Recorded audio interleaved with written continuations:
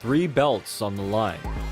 2 of the most fearsome champions to ever lace up gloves. And one night that would prove who was the better fighter. When Manny Pacquiao and Juan Marquez agreed to pit their skills against each other in a championship unification bout, little did they know that it would be the beginning of one of the greatest rivalries in boxing. Up there with Ali versus Frazier, or Sugar Ray Robinson versus Jake LaMotta. In some ways, both men were very similar, and in some ways, they couldn't be further apart. Both men had a lot of pride in their countries, and vice versa. Manny was the pride of the Philippines, and Marquez the pride of Mexico. Both men had grown up in bad neighborhoods, and had found their purpose and their living in boxing. Despite the financial incentive, both men seemed to be true warriors at heart, reveling in the thrill of the fight. However, the two could not be further apart on how they went about it. Pacquiao was a high-volume pressure fighter. His punching output alone could overwhelm his opponents, resulting in death by 1,000 cuts. Despite his endless torrent of blows, his punches never lacked power. And of course, there was Pacquiao's left hand, which seemed to have otherworldly power. Combined with his bizarre angles and nuanced lead hand, crafted with the help of coach Freddie Roach, Pacquiao had garnered a reputation as a force of nature, a boxer to be respected and feared. Marquez was the rare kind of skilled counterpuncher who could lead just as easily as follow. Not only did he antagonize his opponents into overcommitting by constantly probing and picking at them using in and out footwork, but he loved to goad them into long, intense exchanges. Marquez was sheer grit and will.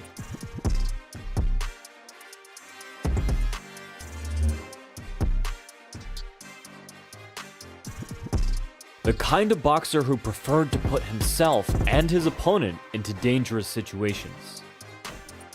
Because he knew when the cards were down, it was his competitor who would be dealt the bad hand and fold. Understandably, the fight gained a lot of interest, and not because there was yet any heated rivalry between the two.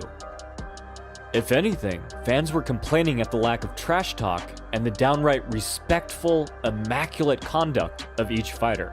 Marquez, he trained hard, and he won't lead his countryman down, and me too. I don't want to disappoint my countrymen. Instead, the interest came from the fearsome reputation of the two warriors, and the hopeful imaginings of what would happen when these berserk but crafty titans of the sport met inside of the ring. The pressure fighter and the aggressive counterpuncher would pit their two iconic styles against each other. It was anyone's guess what would happen. As most expected, fans did not need to wait long to see some action. Just halfway through the first round, Pacquiao landed a solid 1-2. Sending Marquez flying so hard to the canvas that he slid to a stop. Marquez was up right away, and Pacquiao went in for the kill. Marquez kept his cool and threw well-placed counters, but even so, he was sent tumbling to the floor once again only 20 seconds later. Like so many others, Marquez had been entirely unprepared for the ridiculous speed and insane distance of Pacquiao's rear hand. Pacquiao pulled these off in part by leaning far forward, driving his face directly into Marquez's lead hand, but betting that he was good enough to just slip the punch, even as he threw with full force. And while it's not clear if this was a built-in feature or a happy accident, Pacquiao's jab set up his left very well on both knockdowns by either pulling or knocking Marquez's rear hand out of the way. Regardless, Marquez once again got up, So composed, he appeared completely unfazed. Pacquiao looked once more to end the night early, but astonishingly, he didn't have to chase Marquez, who stood toe-to-toe with him and threw bombs. But for all his bravery, Marquez did seem unsteady, and he was soon clinging to the ropes, where Pacquiao nailed him to the canvas with one final cross. But Marquez was a man of focus, commitment, and sheer Mexican will. Not only did he rise up to his feet, he spent the remainder of the round swinging for the fences.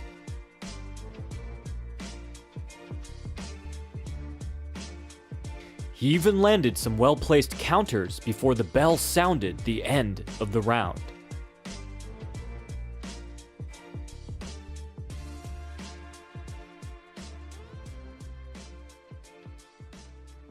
Marquez had survived, but no one could have expected what happened next. Round 2 started off with a bang, Pacquiao partially connecting with his first left and then stepping full force into his second, which missed. But then, Marquez countered, slamming a hard rear uppercut to the body and flowing right into another rear uppercut to the chin. Now it was Pacquiao's turn to back off.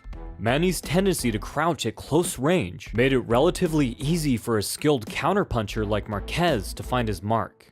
His punches were still finding a home, but then, so were Marquez's. And so he punished Pacquiao, pounding shovel hooks into his exposed sides and intercepting his ducks with uppercuts.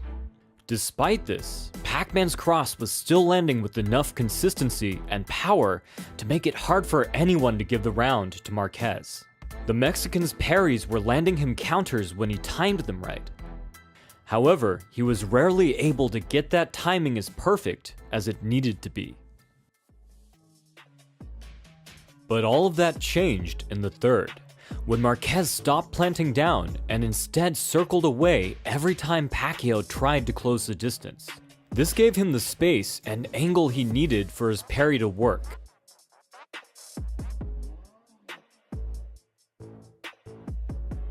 The primary threat greatly lessened. Marquez could pick his spots to throw riskier counters off of head movement.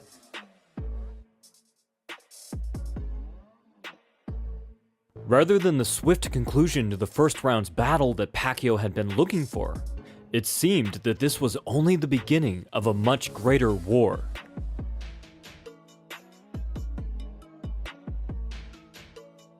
Over the next several rounds, Marquez almost completely neutralized Pacquiao's offense and dealt out a lot of damage while doing so. Marquez's ability to turn with Pacquiao and stay sharp under fire helped him to follow Manny as he tried to disengage.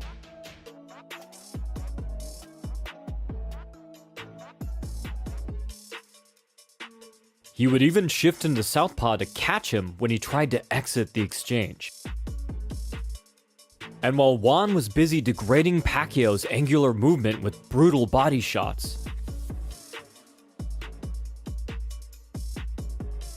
he somehow still found the time to set up hard lead hook counters. The Filipino's offense now blunted, Marquez started building on his own offense. He used a simple strategy as old as boxing itself.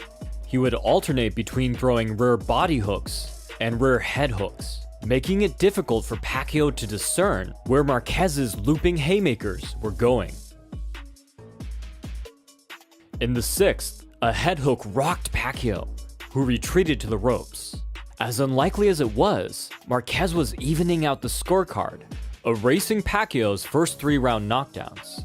And more importantly, he was dealing major damage. Things were looking exceedingly bad for the esteemed champion.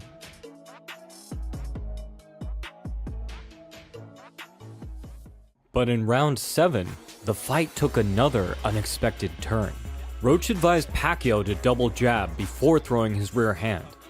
Roach has a long history of pulling fighters out of the fire, even giving MMA great GSP crucial corner advice that led to a knockout. But after the Filipino champion again got countered immediately after executing Roach's plan, it was up to him to take back the fight. And so, Pacquiao began to counter Marquez's counters. lengthening the already lengthy exchanges until he paid Marquez back with interest. Even though Pacquiao often took a hard shot first, he seemed to have decided that he would get the last word of the fistic argument.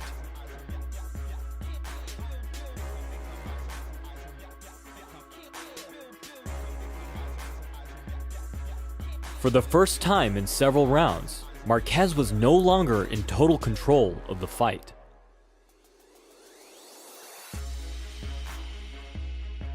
Manny's strategy seemed untenable in the long term, or at the least, very unwise.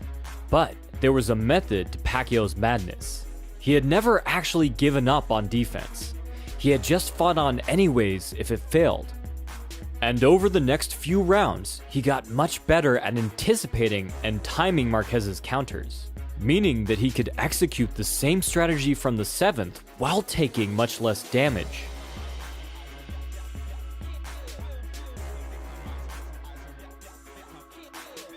He mostly relied on in-and-out footwork from mid-range.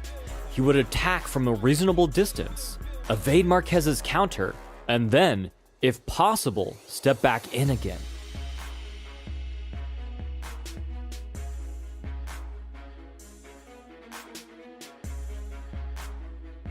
His head movement and high guard kept him safe when his footwork wasn't enough. At the same time, he gave Marquez's direct offense much more respect than before, backing up and circling away rather than constantly pressing forward. It had taken several rounds, but now both men had learned to respect the other's talent.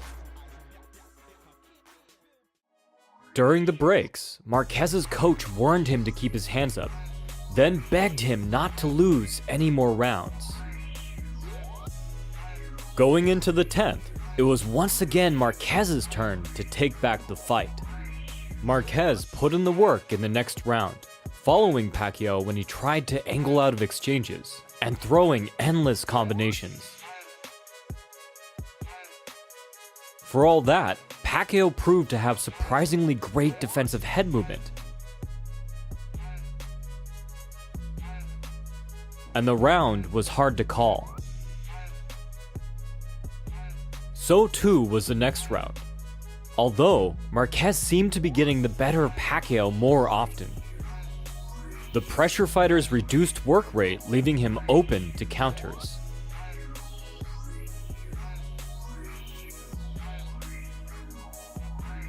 That said, the judges really had their work cut out for them trying to decide which rounds went to which fighter. Any veterans of the sport must have known that everything would most likely come down to the 12th and very last round.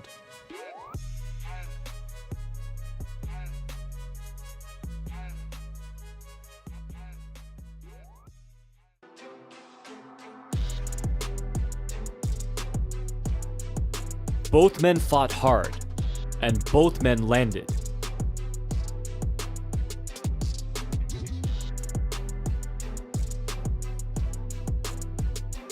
But Pacquiao seemed to have more left in the tank. He was ultimately landing the sharper, harder shots of the round.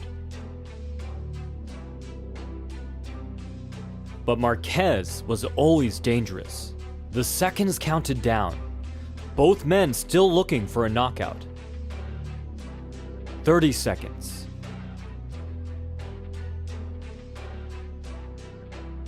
20 seconds.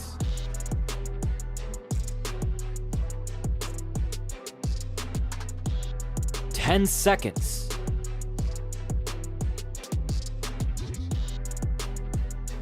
And then the bell sounded the end of the fight. The two embraced and then eagerly awaited the judge's decision. The first judge scored it 115 to 110 for Pacquiao. The second scored it 115 to 110 for Marquez. And the third scored it 113 to 113 for a split decision. Now, the last judge had accidentally not counted one of Pacquiao's knockdowns on his scorecards. and his oversight inadvertently set in motion one of the greatest rivalries in sports history. These two gladiators would fight 3 more times, each fight just as exciting and inspiring as the first. It had been 4 years since the iconic battle between Manny Pacquiao and Juan Marquez. Both fighters had had their share of trials and triumphs, but through it all, no one had forgotten the electricity, the drama, and the non-stop action of that first brutal, beautiful fight. The world demanded a rematch between the explosive Filipino powerhouse and the crafty Mexican counterpuncher. Now, finally, the stars had aligned, and the two would put to rest the controversy of their first encounter and take home a championship belt. It was finally time for the two to pick up where they had left off. Pacquiao displayed his signature aggression right from the start. However, he seemed to have taken to heart the painful lessons learned in their first encounter. Rather than go all out, he was ready to leap back out of the way of Juan's punches at a moment's notice, perhaps wary of the many potential counters that had given him so much trouble before. At first, it also seemed that Marquez would take the more cautious approach that he had adopted soon after getting knocked down in their first bout. He again circled away from Pacquiao's jabs to limit his potential to throw crosses, playing the role of the crafty boxer foiling the charging brawler. But it soon became apparent that this wasn't fully the case, as Marquez was interspersing a number of risky, dangerous tactics that had been mostly absent before. Marquez was far more aggressive in his footwork, stepping in much deeper with his signature split steps.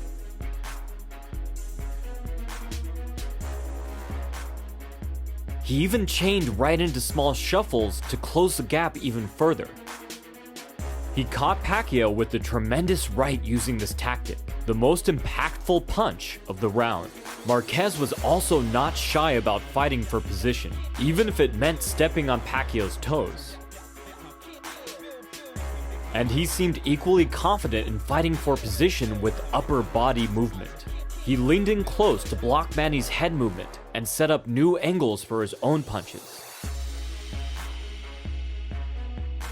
It wasn't long before this resulted in the two literally butting heads, in a fitting analogy of the battle of wills that would no doubt play out over the coming rounds. Sure enough, in the second, both fighters intensified their strategies. Pacquiao jumped in and out at angles with a frenetic pace. Marquez looked to counter with long rights, and surprised Pacquiao by lobbing one-off power shots from long range. Once again, this was reliant on high-risk footwork. And so, the lead foot battle also heated up. Marquez's long, high steps pinned Pacquiao to the floor multiple times, the last of which put Pacquiao off balance enough to badly cost him an exchange. He ate a hard lead hook. 2 rounds in, Marquez was so far proving the sharper of the two. But in the third, Marquez's fight fire with fire attitude ended up costing him badly. Pacquiao was charging head first while Marquez was standing firm and leaning in to counter. While this had resulted in a number of head clashes,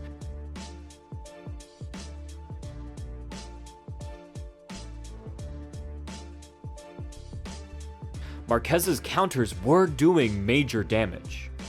But Dynamite could only play with fire so long before he set off an explosion. After a very successful exchange, Marquez got overconfident and lobbed a hard right with no setup or change in angle. Pacquiao countered immediately with a rear hook, sending the seasoned Mexican boxer tumbling to the canvas.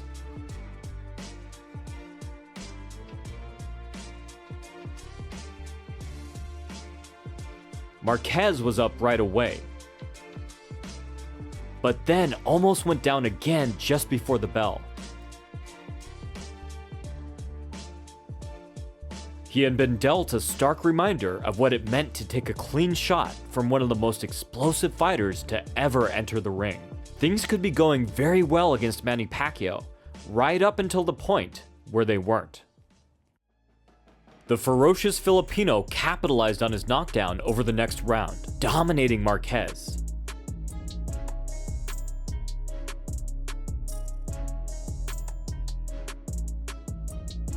But Marquez's tight counters, long combinations, and underrated jab kept him in the fight. But just like last time, Pacman seemed to lose the initiative the longer the fight went on. Marquez got his timing down and dealt out more and more punishment over the next several rounds. He proved once again that he was one of the greatest counterpunchers of all time. It's common knowledge that southpaws usually strive to take the outside foot position to align their rear hand while staying safe from their opponent's rear hand. Pacquiao often defied common convention by stepping inside to align his jab. He would then angle in deeper to pivot away or swivel into a hard left. This had worked fairly well the first fight. But now, Marquez had found the perfect angle from which to counter. Over and over again, Marquez stepped deep outside just as Pacquiao moved inside. This counter step further aligned Marquez's right hand and shortened the distance it needed to travel.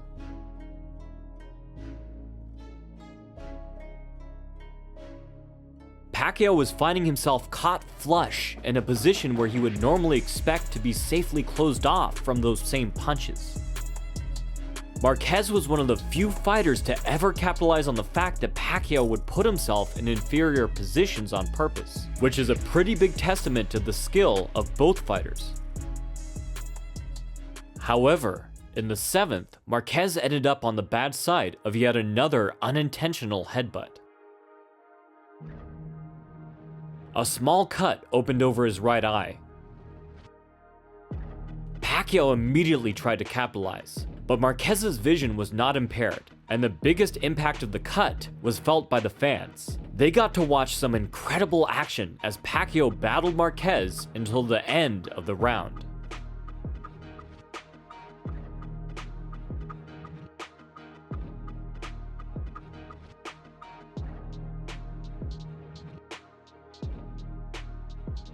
Ironically, it was Pacquiao who would suffer the consequences of a bad cut in the very next round. The same split step to shuffle that had been the bane of Pacquiao's fadeaway shoulder roll the entire night got him caught again.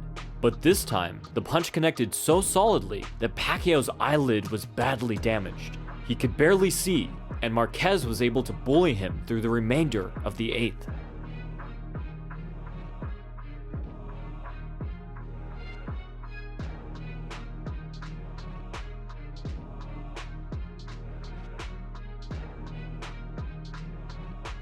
Pacquiao's team did a solid job of fixing his cut in the corner, and he was back in form the very next round.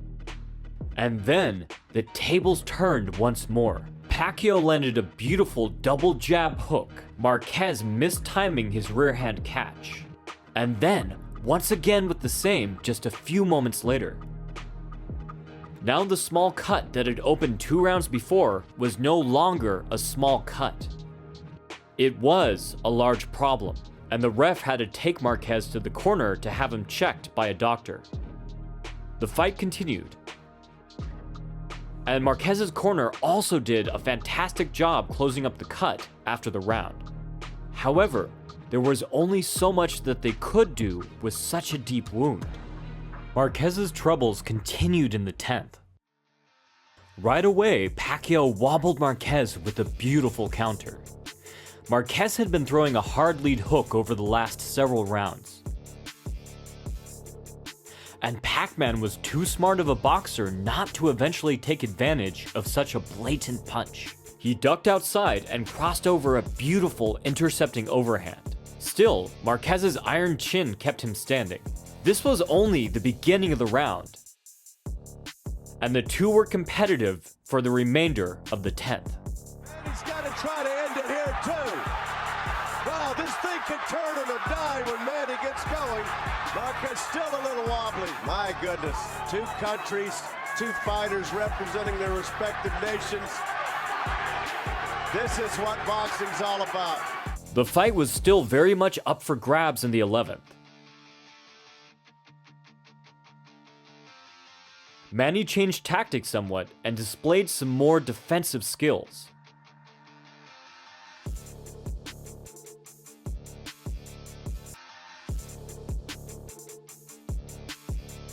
However, Marquez started the 12th and final round off very strong. He couldn't seem to miss with his counters, and went back on the offensive.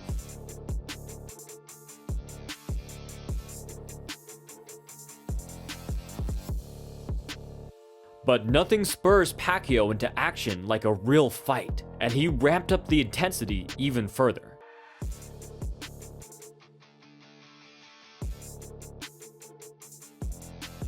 The two traded with barely any time to breathe for the remainder of the round.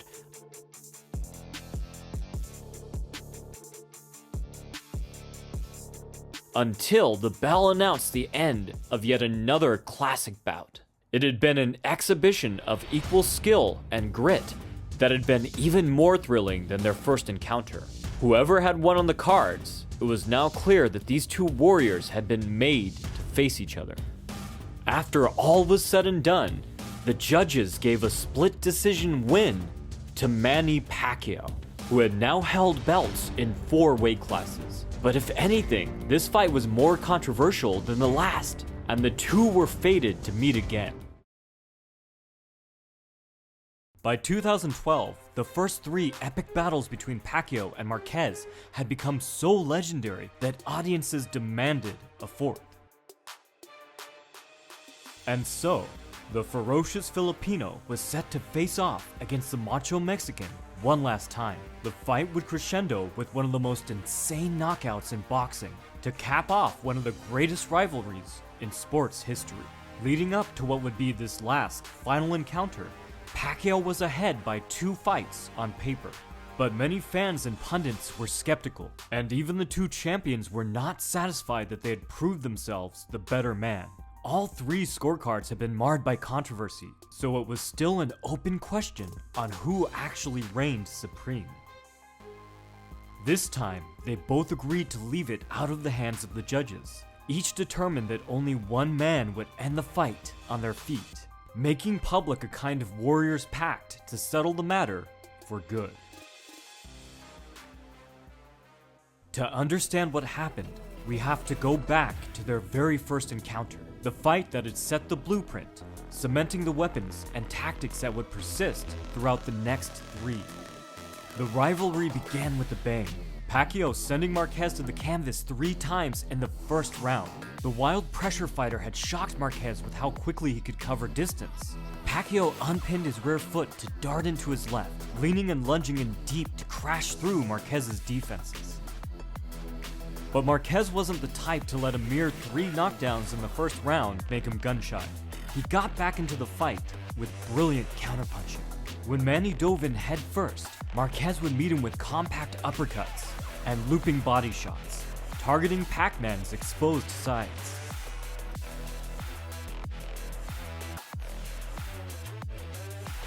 When Pacquiao tried to circle, Marquez would turn with him to sneak in tighter punches, landing crisp lead hooks and uppercuts. Having clawed his way back from a desperate first round, Marquez soon built his own offense. In an astonishing turn, Marquez consistently nailed Pacquiao with overhands, unpinning his back foot to shift forward and catch his faster opponent as he tried to step away off angle. But Pacquiao's flames would not be so easily quenched. Pacquiao stopped shifting and ducking forward to mitigate the risk of Marquez's counters, and instead adopted a more upright and mobile style. Mixing in boxing with his brawling, Manny used in and out footwork to counter Marquez's counters, dragging him into long exchanges that tired him in the later rounds.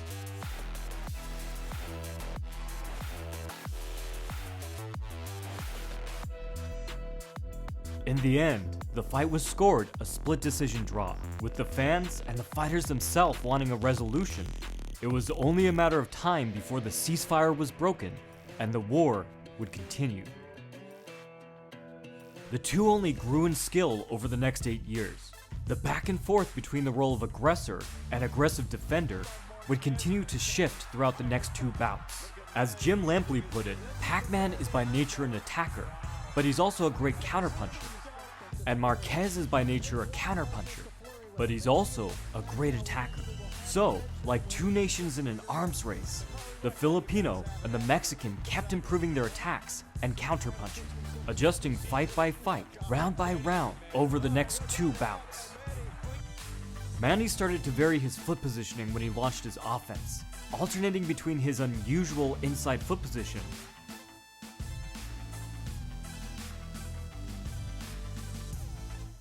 and the more standard outside angles that most southpaws stick to.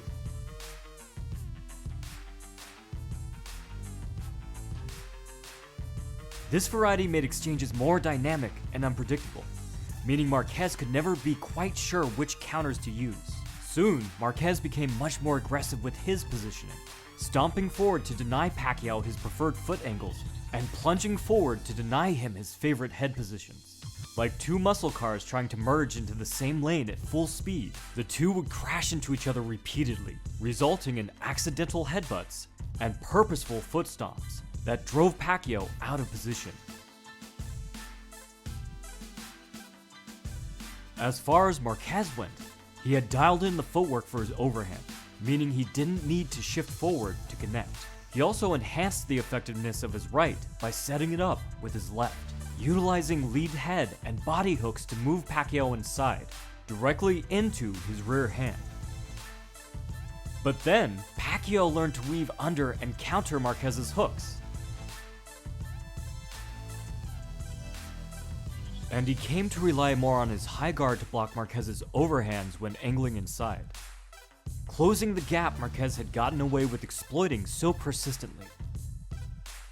In their second encounter, Manny's high guard had halted Marquez's right, setting up a thunderous left counter that floored Marquez. But even with this knockdown, Marquez's creative feints and expert timing ensured that his overhand remained a potent threat.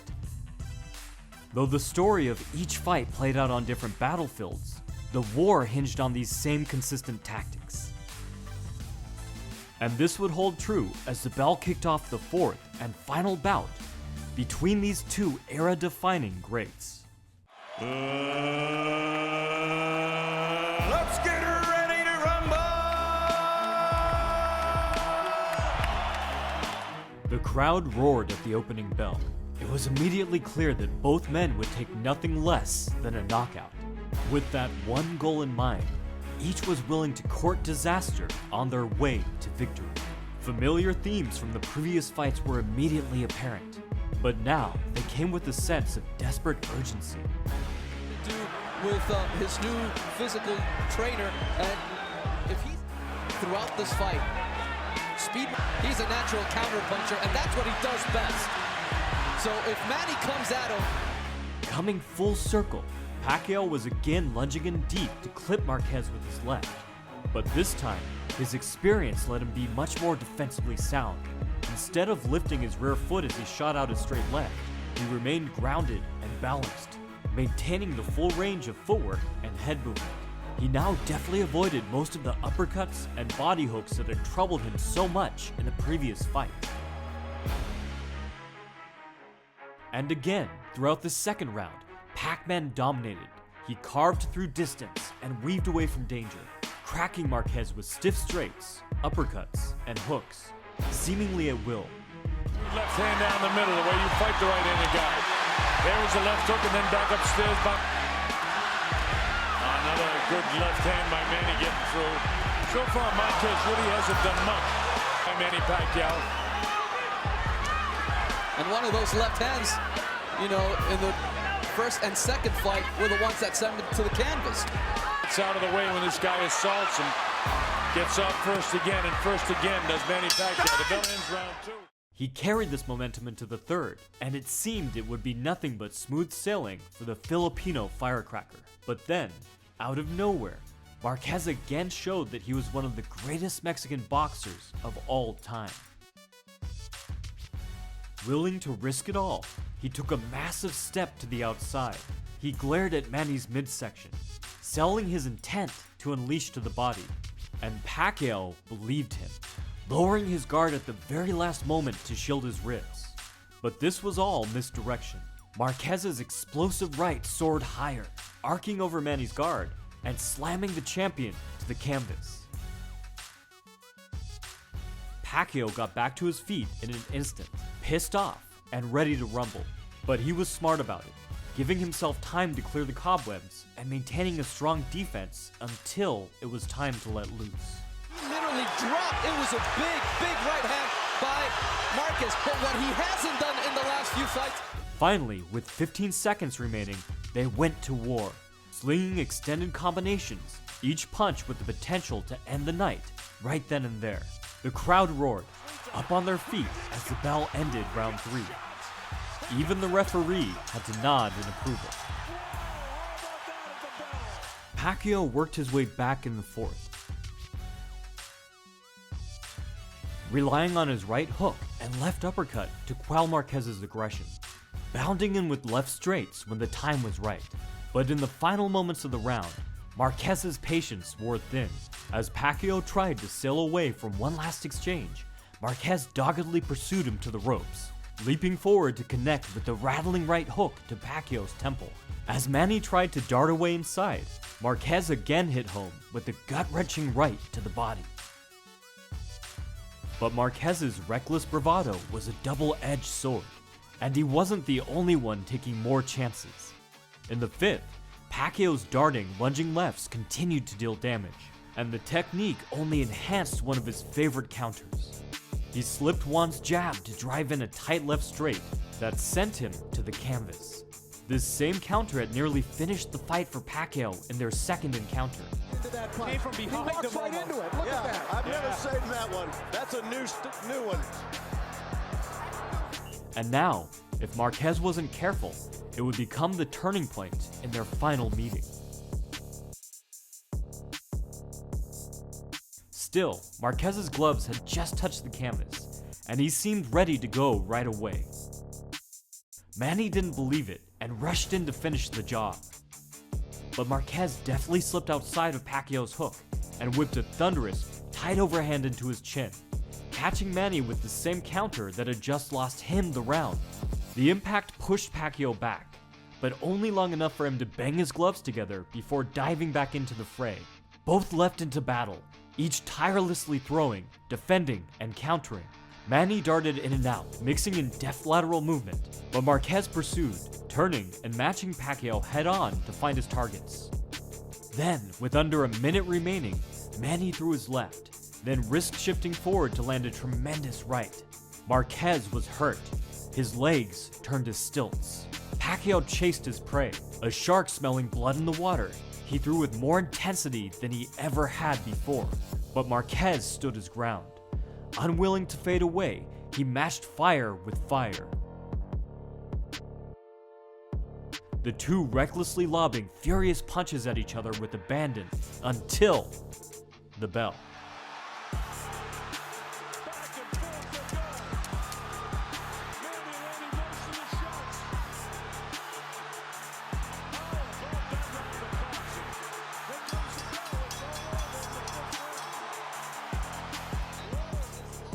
Both were driven to end it here, and they wouldn't take anything less than a definitive victory. The other had been a monkey on their back for nearly a decade, and they needed to end this, one way or another. As it turned out, that would happen in the very next round. The fighters answered the bell like it was a starting pistol, each pot-shotting their way through the first minute. But then, Pacquiao made Marquez whiff on his overhand, giving Manny a chance to finally respond with the tactic that worked against every other opponent, but rarely ever against Marquez. He rebounded back in, crashing forward with the 4-punch combination, ending with a left straight that snapped Marquez's head back. Charging in, he slammed Marquez with a right hook that hit so hard it knocked a glob of Vaseline clear across the ring. But Marquez was at his best under pressure and dialed in tight counters. It's broken. Right on top of it again. What makes fighters fighters? Definitely Man, this is something else. These guys are so tough. Pacquiao stayed the course, again fading back for Marquez's overhand to pull off the same four-piece combination. Marquez was now pure rage, rushing forward like a bull seeing red. For a brief moment, Manny backed off. Resetting his rhythm for another barrage, he feinted back and forth, then double-stepped forward. But Marquez met him there, stepping outside to block his entry and leaning at an impossibly tight angle. So close, he let Manny's punch glide across his cheek. Marquez drove forward with a tight, ferocious overhand, slamming his fist into his longtime rival with the force of 42 rounds of frustration behind it. His foot taken out from under him, Pacquiao fell full force into the punch, with only Marquez's fist to catch him. The tremendous impact shut Pacquiao off, and he sank, face first, into the canvas. Marquez stood in disbelief. After 4 fights, 42 rounds, and 6 knockdowns, he had just KO'd his longtime rival, taking down one of the greatest boxers in history. Following this bout, Marquez would take 2 more fights, eventually retiring on a win. Pacquiao, on the other hand, would rebound and cement his legacy even further. And though each man carved their own unique path, this rivalry, like few others, helped define each of their journeys. Each had been forced back to the drawing board, improving their own styles and digging even deeper in an effort to finally vanquish a foe that just wouldn't quit. In the end, it was not only inevitable, but fitting that one man would end up on the canvas. If you like this kind of stuff, check out our comic book, Mortal Weapons 1 and 2, out now. From the Modern Martial Artist, this has been David Christian, wishing you happy training.